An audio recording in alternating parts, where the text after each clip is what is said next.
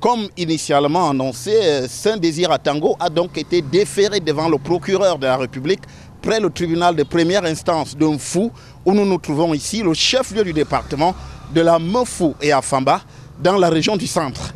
C'est un peu après 8 h du matin que l'artiste musicien a été emmené par la Légion de gendarmerie du centre.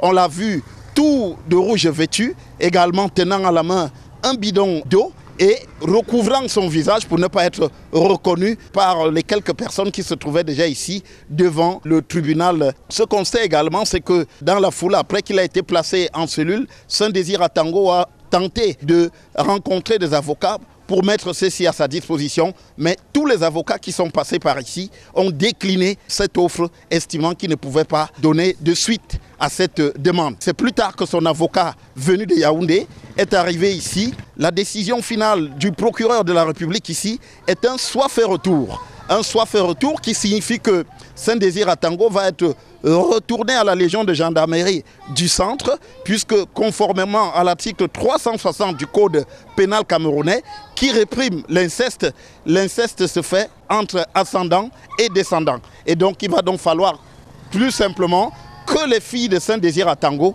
viennent ici devant le procureur en fou pour s'exprimer sur cette question-là. Il faut dire qu'une disposition de cet article 360 précise aussi que les poursuites ne peuvent être faites que si une plainte est déposée par un des parents.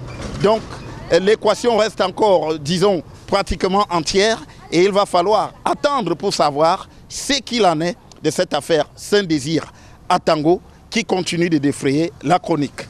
Depuis le tribunal de Mfou, pour Equinox Télévision, Joël Essengue, Gizogo.